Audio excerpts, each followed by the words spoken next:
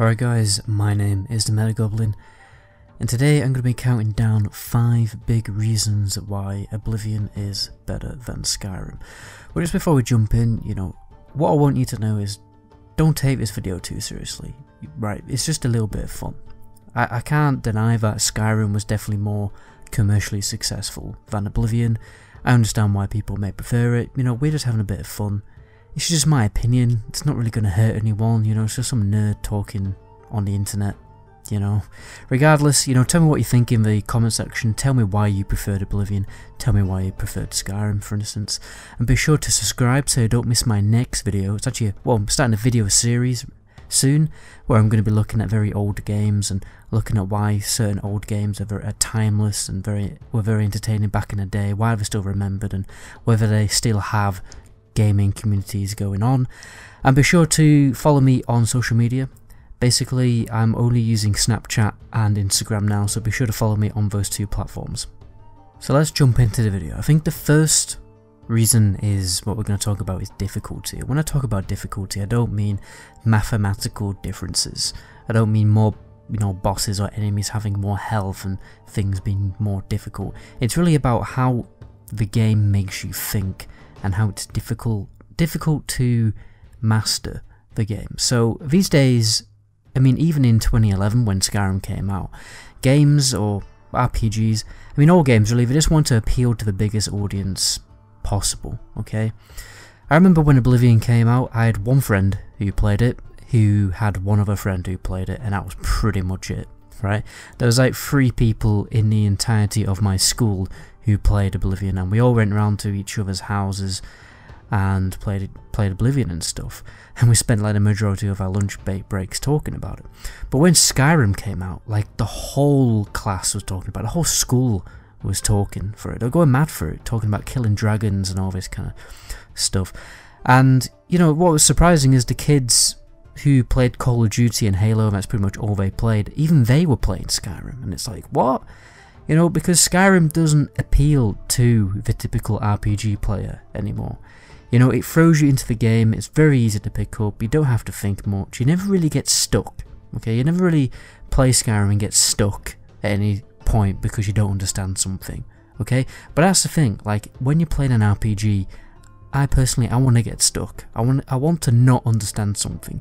I want to have to take the game manual out of the box, or whoever the hell you suppose look up online. I want to take the game manual out, and I want to know where I'm going wrong, and I want to compose a strategy to overcome my problems. I want to understand what I'm doing wrong, and I want to overcome that difficulty. I can remember when me and my dad first started playing Oblivion. He told me, right son, I was probably about 10 at the time, he's like, right son, you have to be careful in this game.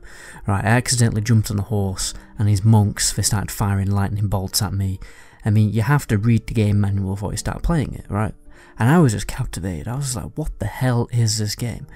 And basically, my dad showed me the game. He didn't trust me to play Oblivion on my own straight away. What he did is he made me watch him play it on his character for a little bit, while I sat there and I read the manual and tried to get a grasp of the basic game mechanics before I dived in. I want my RPG to have a good manual, but just look at the manual for Classic World of Warcraft. It's basically like a small book. And you would benefit a lot if you actually read the manual before you started playing the game. You'd understand what each skill does and how it benefited your character. I remember me and my dad were always fascinated about the ability to see in the dark. Okay, we came across it now and again.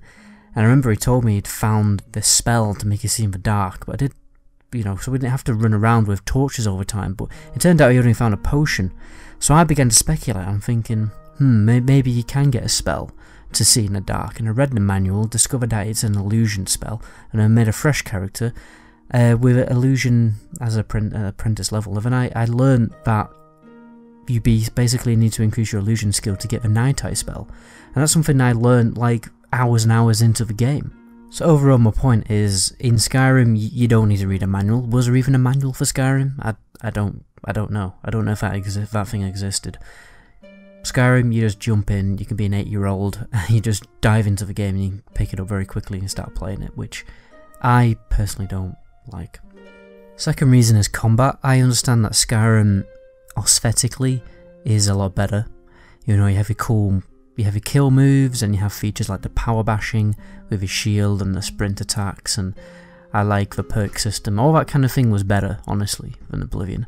But one of the things that really ruined Skyrim for me was the left hand and right hand mechanic. This really suppressed the ability to have interesting cross builds. So you couldn't really combine archery with magic because you had that. You would have to keep switching between your bow and your magic, and it got really clunky and irritating. You don't really want to do it all the time. You couldn't make the perfect paladin build with a shield and a mace and restoration spells. You couldn't really do that unless, yeah, you went through the irritating process of having to keep switching skills in the quick menu, which is, it's clunky, it's annoying, it slows down the pace of the combat. In Oblivion, you can just do what the hell you want, right? Because magic is a separate function, and it's a literal separate keybind. So you can have a shield and a sword and still cast any magic you want, use a bow and magic, use a two-handed weapon and magic, and the cross-build capabilities were much better, okay? Which brings me on to the class creator. So the third thing we have on this list is the class creator. In Skyrim, you could only really specialise in about 3 to 4 skills because you had a limited amount of perk points to spend. In Oblivion, you could easily specialise in about 7 skills because of the class creator. You'd instantly get 7 skills bumped up to apprentice level, and they would increase, their levels would increase a little bit faster. And this just basically gave the player the opportunity to create really crazy cross-build stuff, and more freedom to just do whatever the hell you want.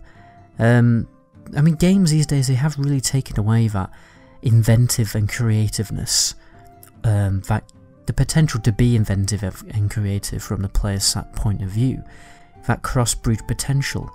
It's none other, a good example would be World of Warcraft, when they implemented the new talent system in Mists of Pandaria. Basically, every few levels you'd have 3 choices of a talent, rather than, like, at one point there was like over 70 talent points that you could choose from and make loads of crazy combinations, and now it's probably only like, what, 9? No, not 9, it was 3 per level, so it's probably like, well, a lot less. And, RPGs, they just, it feels like they're obsessed with simplifying their game design to the point where they don't feel like an RPG anymore. I mean, just look at Fallout 4. I mean, that really wasn't an RPG, to be honest. The problem is with this gimmick is that it makes more money, right? RPGs make less money. Hardcore old school RPGs make less money. When you make your game more accessible to a larger audience, you simplify the mechanics and you make it more of an action shooter game like Fallout 4 did, you make more money, and it makes more economical sense to do that, unfortunately, and game developers are always going to do that. But anyway, let's move on. For our fourth reason, I've simply put down power fantasy. The thing I really didn't like about Skyrim is that you were automatically the most powerful dude in the world. You're basically a demigod after 3 quests. After a few more quests, you're given the massively overpowered ability to use dragon shouts, and dragon shouts are way too overpowered. You don't really have to earn that. I mean, fair enough, you have to go out and learn the shouts, but really, you don't really earn it. It doesn't take that long to gain that power. In Oblivion, there's none of that nonsense. You start off as some tramp who got a lucky ticket out of jail, and you have to deliver an ancient and powerful artifact, then save the survivors of a ruined city, go into a demonic portal to Mehrunes Dagon's plane of Oblivion, kill a bunch of demons, take the sigil stone from the sigil tower, close the Oblivion gate, kill the remaining Daedric forces left in Kvatcha, then finally, people might actually start to pay attention to you. You wander around the streets and people will recognise you, but even if, even then, like, you would get recognised and stuff, but you didn't get some massively overpowered ability after you've completed those first few quests of the main storyline. You got the sigil stone, which gave you a minor advantage in the game, because it's a really kind of powerful enchant, but you didn't get way too many overpowered abilities way too early in the game. I mean, you actually had to work for them, and you're not automatically the most esteemed person on the planet, right? You don't just have to stand and watch a dragon get killed, right, by a dozen guardsmen and then be granted a mythological power to dragon shout and become anointed can't speak, the Thane of Whiterun. I mean, you had to complete an entire guild questline or the entire main storyline before you're even given a decent title. The only exception to that really is the Knights of the White Stallion questline. That's a fairly short quest, and then you get a title with Leowyn, but even then you become a Knight Errant, right, which is a fairly lowly title compared to a Thane. The fifth reason I have on this list is custom spells and enchants. With the ability to create custom spells and enchants, it really increases the variety of different playstyles available to the player, whereas in Skyrim there is a limited variety. One of my favourite things to do was to create a heal over time spell, so it would heal quite a lot, but it would heal it progressively over time, so I wouldn't have to keep healing. I could just pop the heal spell, chill there, tank up with my shield, and just block my opponents while I heal passively. I always liked that, the option to do that rather than having a fast healing spell, which would drain your mana more. I also made this bump spell, which I really liked. It was very useful low level. Basically, you go to the Serpent's Stone, Power Stone, and you get a paralysis spell, and then you can customize it to like a 1 second paralysis spell. And you can get this at level 25 illusion skill, so basically it was like a 1 second paralysis spell which would just bump people to the ground, which I just kept using, which is very useful. You could also customize the area of effect and the duration of spells completely to your heart's content. I used to make an AoE absorb health spell, so that when I'm being swarmed by like loads of enemies, I'll just pop it and the effect will be like multiplied by the number of enemies that held close to me, so I get loads and loads of health back. I mean, there was just no restrictions. I mean, Skyrim had magic restrictions. You could only enchant when you, basically, like, there's a restriction with the robes, which I really hated. So if you wanted to be a mage, you were restricted to only using the robes, because the robes had the best enchants, and when you disenchanted that robe and put it on a different piece of armor, the effect would not be the same, it would be reduced. So you couldn't really be a heavy armor character, you couldn't run around in heavy armor and also use magic as effectively, which I just hated. When in Oblivion you can enchant anything with whatever the hell you want. You can stack whatever enchants you want, right? You could wear heavy armor and be a mage. So there was no restrictions with the enchanting system, which is also another great thing. Another great thing I used to do with my custom spells was I used to make temporary stat boosts. That was another good trick. Like, you could have a 5-second boost to speed and acrobatics, like get really high speed and acrobatics temporarily for like 5 seconds just for one like golden jump, so you could jump from one bridge of an Oblivion tower to another. So yeah, you could do like loads of crazy gimmicky tricks like that and really exploit the custom spell system, and I really enjoyed doing that. And the sixth reason, kind of caught you out there because there's a little bonus reason at the end of the video. Basically, what I'm going to talk about is the fame, infamy, disposition, can't speak, and responsibility mechanics. Okay, this is an interesting mechanic which basically, it's all to do with world interaction.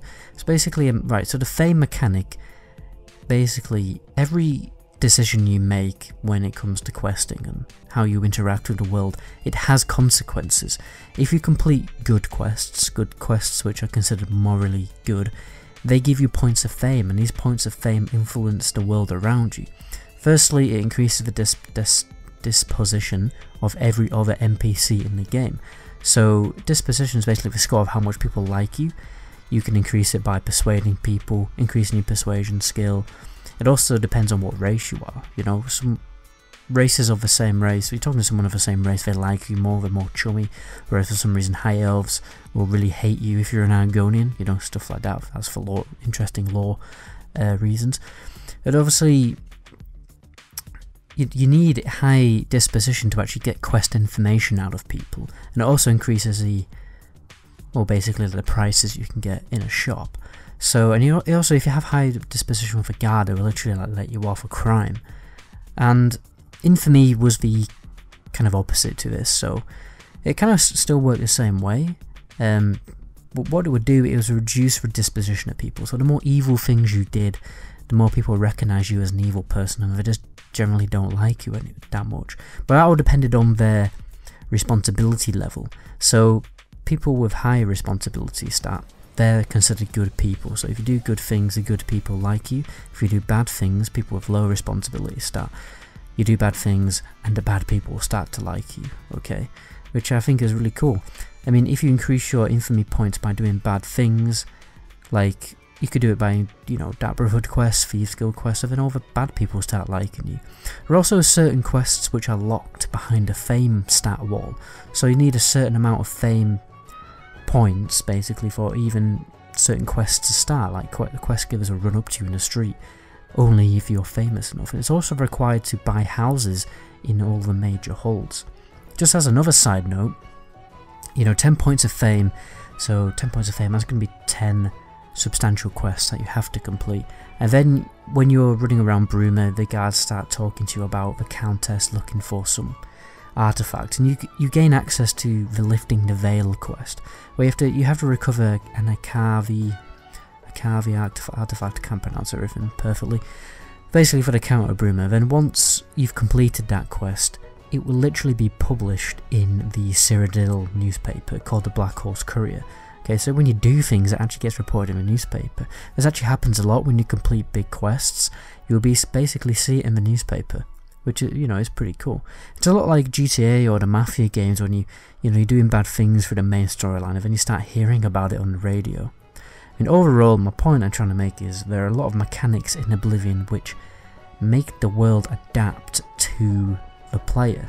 Depending on what you do, depending on what you decide, the choices and how you act, the world around you changes and adapts to however the hell you want to play the game, which you don't really see that much in Skyrim, really. But anyway, I probably talked enough now. Right now on the screen you're probably going to see very similar videos to this one. Be sure to check them out. My name is the Metagoblin. Until my next video, ciao.